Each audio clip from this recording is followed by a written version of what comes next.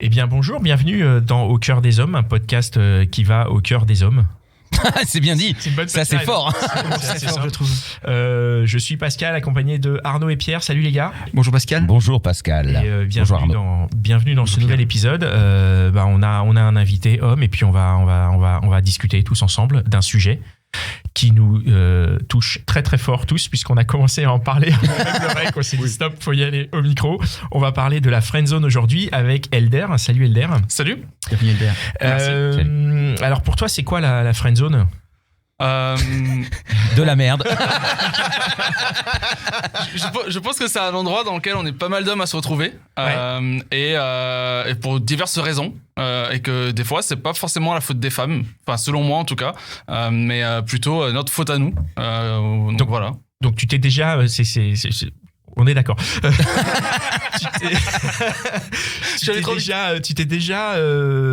T'as déjà été friendzoné donc. Ouais. Enfin, donc du coup, c'est ça la question. On va reprendre. Moi, ce que je disais donc juste off, c'est que avant le micro, c'est que je pense que on ne se fait pas friendzoner. On se met nous-mêmes dans la friendzone. Moi, quand je suis dans la friendzone, avec l'analyse des friendzones que j'ai vécues, j'en ai vécu un paquet. Avec l'analyse du truc, je me constate et je me dis, en fait, si je suis honnête, c'est moi qui me suis mis dans la friendzone. Alors attends, la friendzone, on est bien d'accord, c'est quand t'as envie de ken quelqu'un et qu'au final tu deviens son ami, quoi. C'est ça. Je pense que c'est quand ça. Quand tu as pas la même attente des deux côtés du spectre. C'est ça. On est d'accord sur la définition. Arnaud, on est d'accord, c'est ça. Donc la friendzone, c'est quand t'as envie de pécho, mais que l'autre, comme il y a. Comment on fait pour se retrouver dans la friendzone? Non, mais moi, alors déjà, c'est impossible. Ça n'existe pas. Je suis pas d'accord. Vas-y, dis. Ah non, mais moi j'ai toujours été très clair donc de ce côté-là. Mais après, c'est vrai que si tu te mets trop à discuter, tu as peut-être bien. C'est peut-être ça. Et à un moment, il faut pas trop parler, quoi. Il faut y aller franco. Après, c'est ça. Il faut parler après. Bien sûr, il faut pas. Ou alors, ça s'appelle un plan cul. Vraiment, c'est pas. Non, mais attends. Ce que je veux pour bien comprendre, c'est que tu rencontres quelqu'un. Et tes intentions de chopage sont claires dès le début, en fait. C'est-à-dire, dès le début. Mais après, imagine. Non, mais attends, mais même sans dire des mots, tu le vois dans les yeux. Non, enfin, je veux dire, les gens, tu vois très bien quand t'es comme ça. Je te donne un exemple. Moi, si je. Mitch n'est pas du tout d'accord. Oh, mais Mitch, il est timide.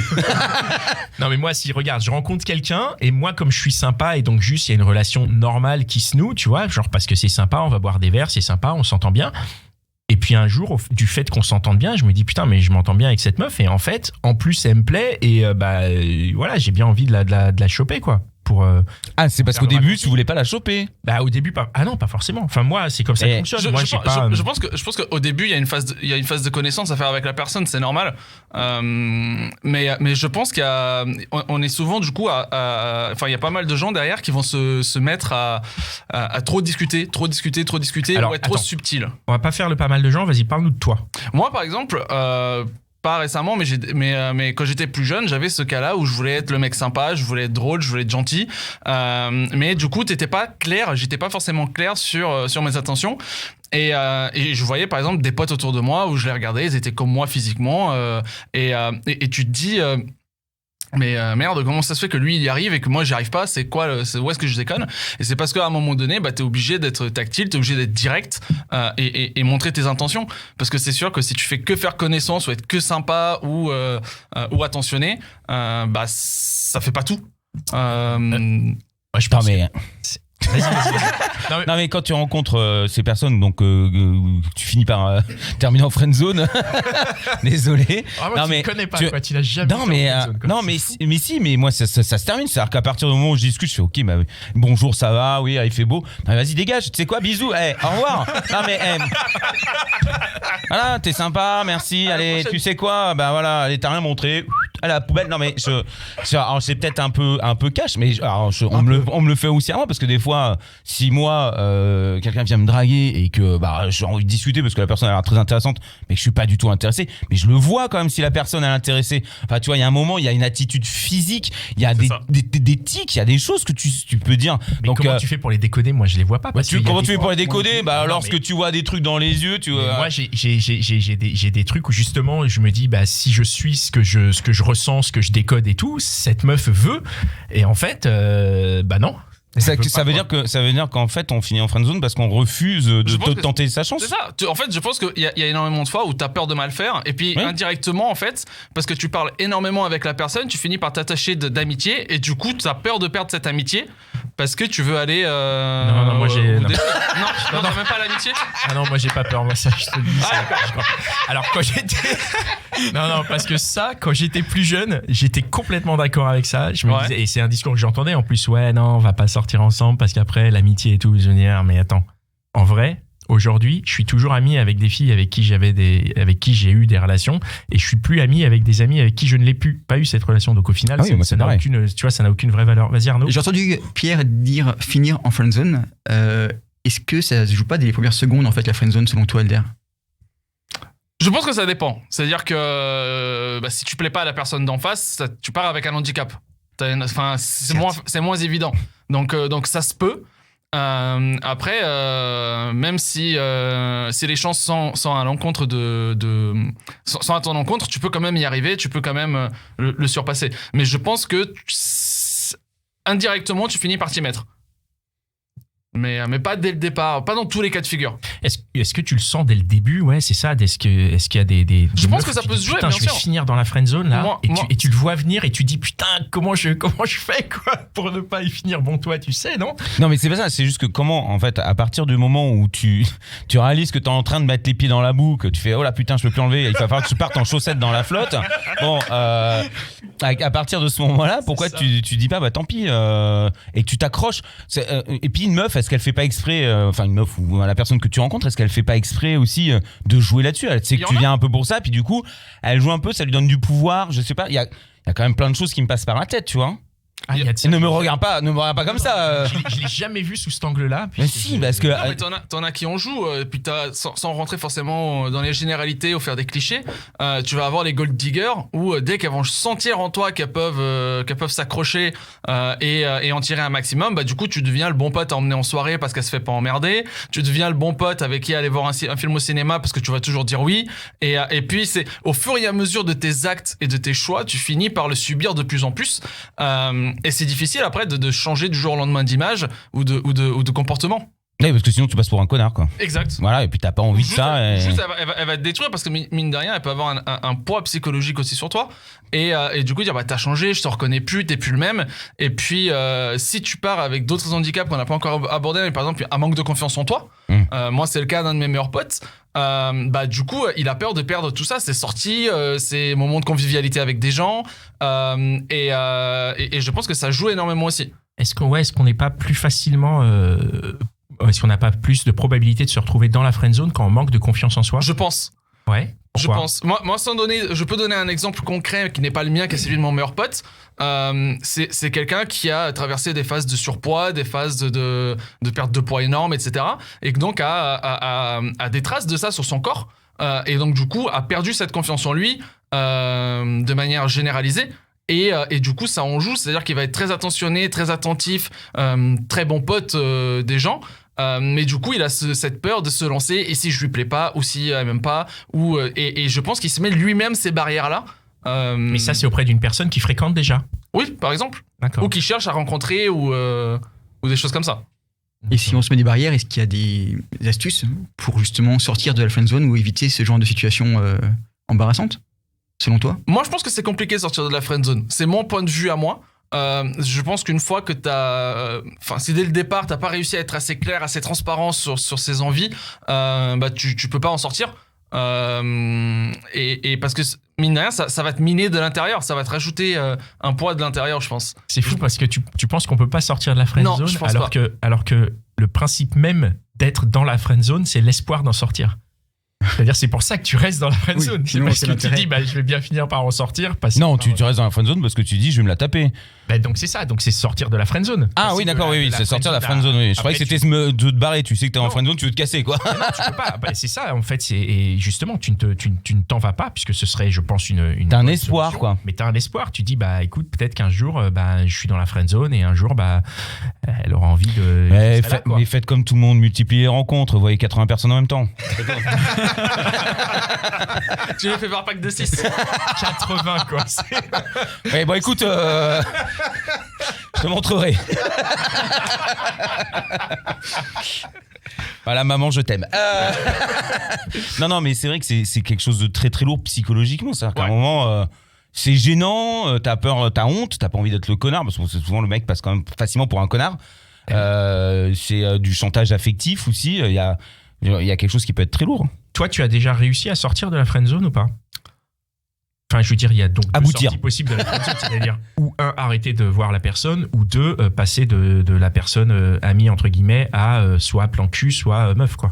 Non, enfin, moi je suis passé à autre chose. Après, mes expériences à moi commencent à remonter, mais je suis passé à autre chose parce que à un moment donné, c'est destructeur. C'est-à-dire que si à un moment donné, tu commences à discuter de la nana de ses problèmes de couple, alors que toi, tu as envie de te la taper ou d'être avec elle, c'est compliqué d'encaisser tout ça au quotidien et que ça devient destructeur, en fait. C'est-à-dire que du coup, t'arrives ni à te projeter, ni à être à l'aise, ni à être toi-même. Et je préfère plutôt consacrer mon énergie à autre chose. Et puis tu te perds au fur et à mesure. Enfin, je pense, ouais. Tu finis par ne plus du tout avoir confiance en toi, j'imagine. Ouais. Moi, je pense qu'il y a de ça qui joue le fait de ne plus... je pense que là où c'est pire, c'est quand l'autre personne devient au courant. C'est-à-dire que si c'est que de ton côté, mais que tu le gardes pour toi et que tu travailles sur toi, etc., tu peux à la limite continuer ce jeu d'équilibriste. Mais du moment où l'autre personne le sait, ça change tout de suite la donne de la relation parce qu'elle ne va plus interagir avec toi de la même façon. Parce que du coup, toi, tu peux le percevoir comme par exemple, des gestes d'affection, tu peux les percevoir comme des signaux ou des choses comme ça. Alors que l'autre personne, non, elle est juste attentionnée ou essaie d'être sympa avec toi. Et du coup, je pense que l'autre personne peut aussi en subir, entre guillemets, et changer son attitude avec toi. Le fait que l'autre personne parle de couple et tout, c'est quand même un truc qui te fait vachement sortir de la friendzone, puisque la friendzone, c'est vraiment le fait d'être ami avec quelqu'un avec qui tu as envie de plus. Ouais. Donc quand elle est en couple, finalement, est-ce que ça ne tue pas cette envie, puisque tu dis bon elle est en couple, j'ai envie, ça sert à rien. Non, est-ce que la raison de reprendre... Non, je pense pas. Non, je pense pas. C'est-à-dire que tu peux continuer à te dire, cette personne est en couple, elle est en train de me raconter ses succès ou difficultés de couple et tout, et j'ai continué à avoir envie d'être avec cette personne. Moi, ça me stoppe un peu le truc. Hein. Je t'avoue que c'est un des éléments... Peut-être, mais après je pense que c'est là où tu rentres sur l'individuel de chacun, et je pense que... entre guillemets en faisant un peu du hors sujet, mais moi c'est en discutant avec des très bons potes ou très bonnes potes à moi et voyant les soucis qu'elles avaient dans leur couple que j'ai appris à mieux comprendre les femmes, à mieux comprendre ce qu'elles attendent, et je pense que d'un autre côté, toi tu peux te dire vu qu'elle aime pas ça et ça avec son copain actuel, peut-être que moi je peux essayer de combler ces choses-là pour y arriver. T'as trouvé une niche en fait. Ouais, peut-être. On peut le voir comme ça. J'ai une image, je suis désolé. Hein.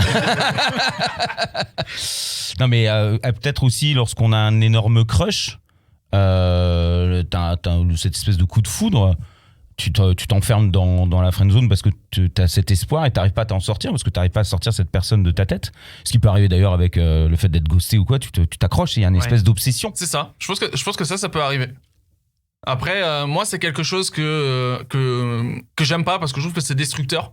Parce que du coup, tu peux passer à côté de plein d'autres opportunités. Mais je pense qu'il y a aussi une autre catégorie de friend zone où nous, les mecs, des fois, on peut être dominants et on n'en parle pas assez, c'est lors des ruptures. Il y a énormément de ruptures où c'est la femme plutôt qui subit la friend zone, alors que nous, on passe à autre chose, etc. Je comprends pas, c'est-à-dire qu'au moment de la rupture, tu friend zone ton ex-meuf ? Ça peut arriver. Mais c'est c'est une ex. Oui, en fait, avant de te séparer, ça devient ton ami. Comme ça. C'est ça. Et en fait, moi, je pars du principe Pourquoi faire pour qu'elle se casse toute seule. Non, mais ça arrive, tu sais, ça arrive les gens où les ruptures se passent bien, entre guillemets, et tu peux garder une certaine amitié. Bah, du coup, c'est plus de la friendzone, c'est une ex. L'ex veut revenir, pour c'est toi, ça ouais. Oui, parce que c'est ça, on n'a pas parlé de cette. Là, on n'a parlé que des mecs qui sont dans la friendzone. Sans chien. Non, oui, exactement, traduction. Et il y a aussi.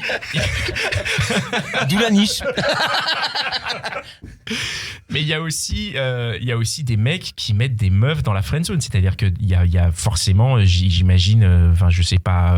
Oui, complètement. Voilà, j'imagine qu'il y a des meufs qui sont dans les entourages de certains mecs et qui sont là en train de se dire ah bah putain, peut-être qu'à un moment donné, il va se rendre compte que je suis formidable et au lieu de m'inviter juste au cinéma en tant que pote, il va passer la main autour de mon épaule et. Après, et je pense que déjà l'idée cinéma c'est une mauvaise idée.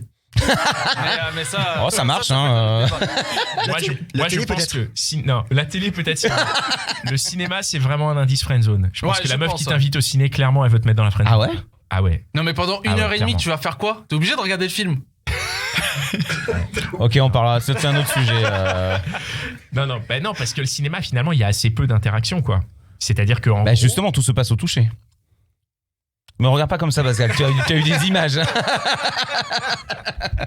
Non, mais après, il faut pas abuser. Bien sûr, il faut respecter les gens. Ça, c'est normal. Je veux dire, les autres spectateurs de la salle. Voilà. Ah non, ceux-là, par contre, j'en ai eu rien à foutre, moi. Je te dis un truc, caï et hop, tout le monde sort. Alors, toi, tu restes dans la salle, mais tout le monde est parti. Non, mais ça, c'est un autre sujet. Mais la personne, tu la respectes, mais comme tu dis, tu peux passer une main. C'est ringard. De toute façon, la drague est toujours un peu ringarde, mais pour sortir cette friendzone, je vois pas pourquoi le cinéma, ça provoquerait justement la logique, en tout cas, la notion de se dire, tiens, elle est en train de me friendzoner. Ah bah moi, parce que justement, je me dis, si elle m'invite au cinéma, je me dis, en fait, pendant une heure. Elle veut se faire ma gueule. Ouais, c'est ça, elle veut pas qu'on discute. Et voilà, quoi. Parce que si elle voulait justement. Parce qu'on parle pas trop pendant le film, quoi. Justement, c'est un moment où il y a une tension et c'est un peu différent. Je pense que là, tu retombes sur... On n'a pas fait les mêmes choses au cinéma, hein. Je regarde le film en plus, tu vois. Ah ouais, voilà. Donc, d'accord, ok, c'est toi le problème. Donc, non, mais je pense que là, tu retombes sur les vieux travers dont on parlait au début, où les gens vont pas oser. C'est-à-dire qu'ils vont pas oser parce qu'il y a les autres autour, ils vont pas oser parce que tu dis qu'elle est venue pour regarder le film. Oui, et puis que se prendre un râteau, c'est jamais plaisant. Bon. C'est ça. Mais au pire des cas, si tu manges un râteau, au moins tu peux regarder le reste du film. Faut le faire tôt alors. C'est ça. Faut le faire il faut voir le beau côté des choses. C'est bien. Rends-moi mes popcorn. Donc faut même le faire le plus tôt possible parce que si tu le fais trop tard dans le film, tu dis putain merde, maintenant faut que je regarde le film et j'ai raté un peu le début parce que j'étais occupé à ma Quelqu'un peut me... Excusez-moi. Mais je pense qu'il y a de ça. Je pense que le gros souci aujourd'hui, c'est que les gens osent pas être cash, osent pas être direct dans leur fait et gestes, et ils vont juste passer pour quelqu'un de très sympa, très gentil, très drôle, mais sans jamais montrer plus. Oui, mais parce que si tu montres plus, est-ce que t'as pas justement, tu te retrouves avec la peur du rejet direct en fait. C'est-à-dire si tu dis d'entrée de jeu à une nana qui, tu te rends compte. Je te donne. Si tu te rends compte, par exemple, au bout de la 5e fois que tu vois une personne, que en fait, t'as envie de plus avec cette personne, ça te nique les 4 fois précédentes. En fait, c'est pour ça que t'es pas cash. J'imagine que c'est comme ça qu'on rentre dans la friendzone. Pour moi, c'est progressif. C'est pas genre au 2e rendez-vous que tu rentres dans la friendzone. C'est vraiment au fur et à mesure de voir la personne et qu'au fur et à mesure que tu te dis, tiens, j'aimerais bien que cette personne soit dans une relation un peu plus intime avec moi.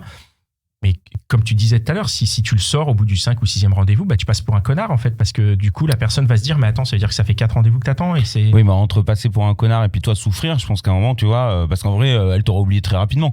C'est pas en 5 fois en rendez-vous, t'as pas construit une relation amicale forte. Enfin, je vois pas sur ce terrain rapidement. Pas ta beauté évidemment, Pascal. Non mais moi déjà il y a différentes façons. C'est tu peux aller rencontrer une personne, tu sais qu'il y a une rencontre, ça tiens on se voit, je sais pas, tu te la rencontres sur internet ou je ne sais quel moyen, sur un forum, sur un échange parce que t'es fan d'un groupe, je sais pas, tu sais, il y a plein de façons de rencontrer les gens. Tu vas voir cette personne, tu la rencontres et là directement cette personne en sachant, enfin en vrai, moi dans ma tête c'est comme ça que ça se passe. T'as un garçon, il y a une nana, vous vous rencontrez, vous savez bien qu'il y a une possibilité qu'il se passe un crush ou en tout cas qu'il se passe une envie, tu vois, quelque chose. Alors c'est d'abord une rencontre, bien sûr. Oui, mais ça c'est. Alors, je pense que pour moi le point où j'ai du mal à capter, effectivement, c'est que tu parles de ces rencontres qui ont quelque part un but. Moi, je rencontre jamais personne par ce biais-là. Je rencontre que des gens. En vrai, tu vois, dans des soirées ou dans des gens, je rencontre toujours. Et quand les gens sont dans la soirée, que t'as une nana qui te plaît, tu te diriges pas pour lui parler parce que y a quelque chose qui t'a séduit et que non, non, c'est parce qu'en fait, je parle à tout le monde et en fait, c'est au fur et à mesure. Moi, je suis vrai que tu parles trop. C'est juste au premier regard. Ouais. Non, mais je suis d'accord. Il y a toujours des exceptions, en fait. C'est vrai qu'il y aura toujours des. Mais c'est là où je te rejoins un peu, c'est que si dans le physique la personne elle te plaît. tu sais que tu as envie peut-être de tenter plus, de la découvrir au fur et à mesure. Mais je pense pas que tu vas rencontrer quelqu'un et te dire. Et moi, j'ai du mal à le croire, ce concept du step par step, rendez-vous à rendez-vous. Alors, moi, c'est parce qu'une personne me plaît rarement physiquement d'entrée de jeu, en fait. Parce qu'il faut que je scrute vraiment, tu vois. Ok. Il faut que je. Ouais. Non, mais. Tu vois. Oh, le spéléo. T'es exigeant, en fait. Non, il faut que je regarde, tu vois. Genre, au premier check, je regarde et tout. Puis après, je vais m'attarder sur des détails, tu vois. Moi, je sais que j'aime les belles mains, donc je peux passer une soirée à regarder tes mains. Et c'est un truc, par exemple, que je vais pas voir au premier rendez-vous. Je vais peut-être voir ça là. Oui, non, ça d'accord. Le troisième. Et tu vois, et au final.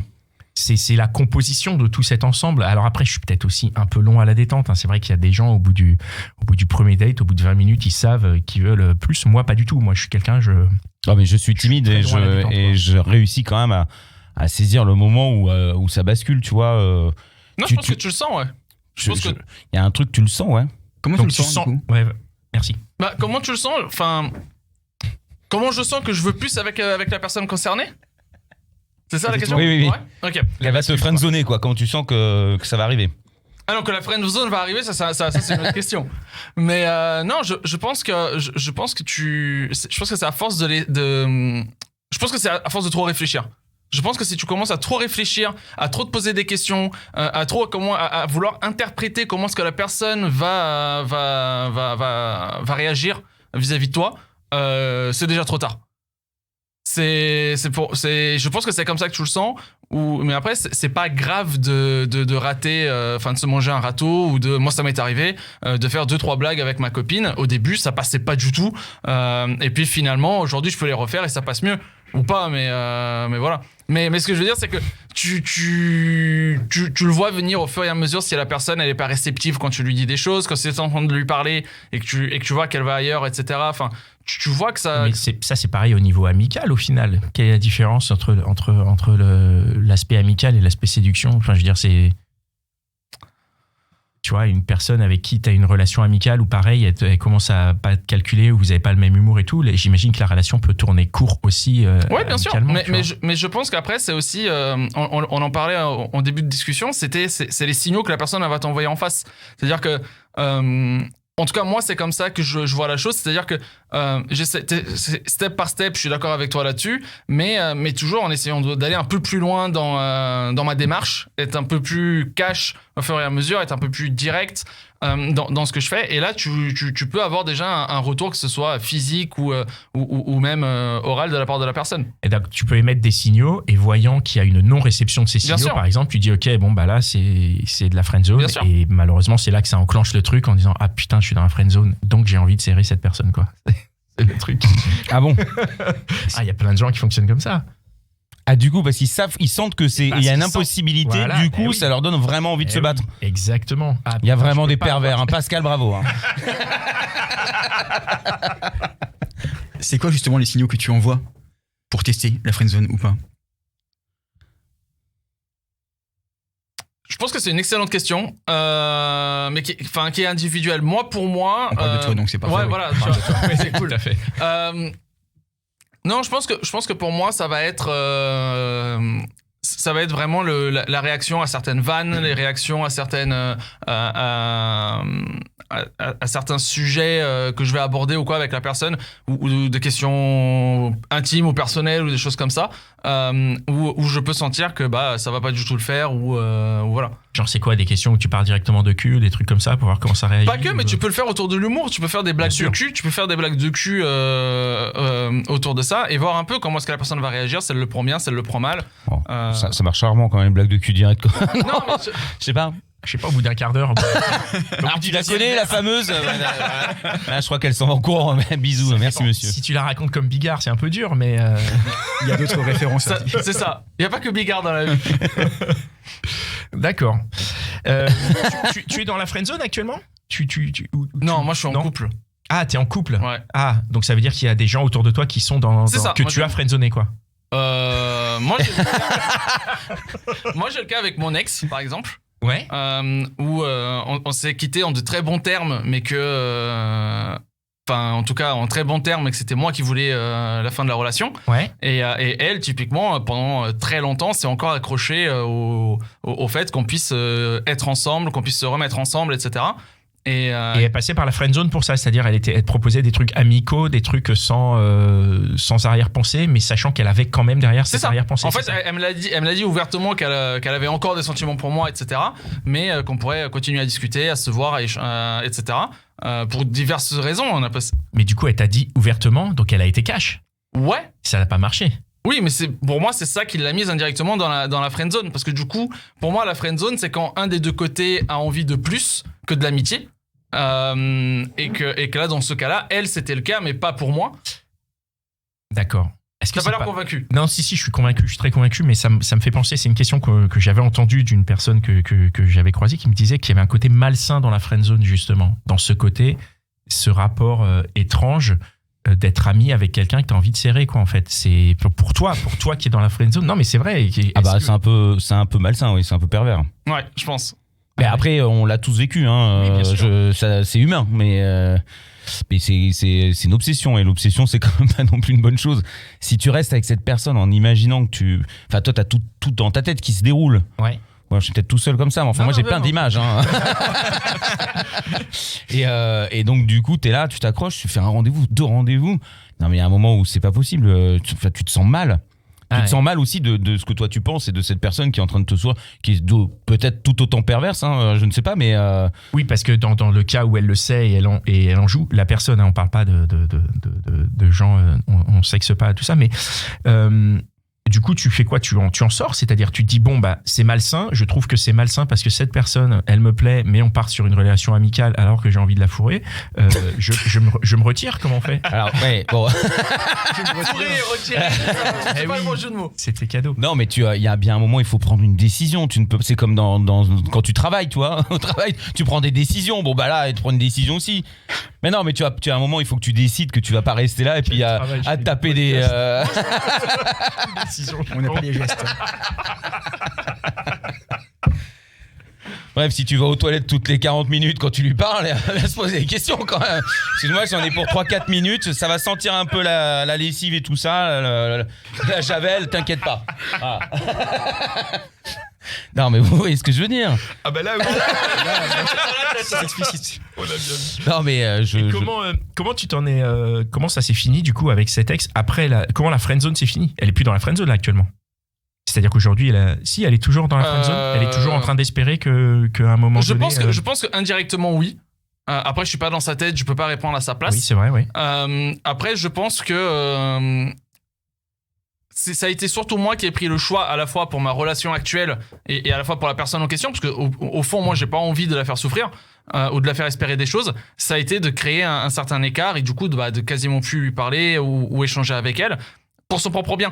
Parce que sinon, à chaque fois que je vais lui parler ou que je vais lui envoyer un smiley ou par erreur, et par hasard, il y a un cœur dedans ou quelque chose comme ça, ça peut la relancer. Ça peut relancer le truc. Ouais, donc en fait, tu as conscience que l'autre est dans la friendzone et tu décides de dire, bon, bah, puisque... Ouais, c'est courageux. Hein. Bah, c'est surtout ça. Et c'est gentil de sa part. Oui, c'est honnête. En vérité, au-delà du courage, c'est très gentil de sa part. Alors attends, parce que du coup, comment s'est passée cette prise de distance? Est-ce que tu lui as dit, je vais prendre de la distance, ou est-ce que tu l'as ghosté, quoi? On change de sujet là. Non, mais la question derrière, c'est voilà, est-ce qu'il faut ghoster pour ressortir de la friendzone, quoi? Ah, pas con. Ou qu'il y a d'autres solutions pour en sortir. Je pense que oui, tu peux toujours en discuter, on peut toujours se mettre d'accord, mais moi je trouve que ça serait être beaucoup trop cash avec la personne et que ça aurait pas d'intérêt en fait, hormis peut-être la faire souffrir ou voilà. Mais je pense que ça se fait naturellement, c'est-à-dire que tu prends des distances. Au lieu de se prendre des nouvelles tous les mois ou toutes les 2 semaines ou etc., bah tu commences par envoyer juste un message à son anniversaire ou un message à Noël ou lui demander comment ça finit sa dernière année de médecine ou des choses comme ça. Mais j'irai pas jusqu'à dire que je l'ai ghosté du jour au lendemain. Demain, si elle m'appelle, qu'elle a besoin de moi pour X ou Y raison, ça me dérange pas de l'aider ou de lui filer un coup de main. Mais je pense que même pour la personne, pour qu'elle puisse passer à autre chose et se reconstruire, il y a besoin de cette distance-là qui se fait de manière naturelle. D'accord. Je pense. C'est progressif, quoi. C'est progressif. Ouais. Très bien. Bon, vous avez d'autres questions sur la friendzone? J'en ai des milliards, moi, mais vas-y. non, mais c'est pas ça. C'est juste que c'est quelque chose que je ne comprends pas, en fait, la friendzone. Moi, je sais que lorsque je rencontre une personne et que il y a normalement une attirance et que tu sais, bon, tu fais, ouh là, bah super. Oui, non, mais là, tu parles d'une attirance flagrante énorme, mais parfois, il y a des gens qui n'expriment pas leur attirance, par exemple, tu vois, où c'est plus doux, plus subtil, ou où tu le vois.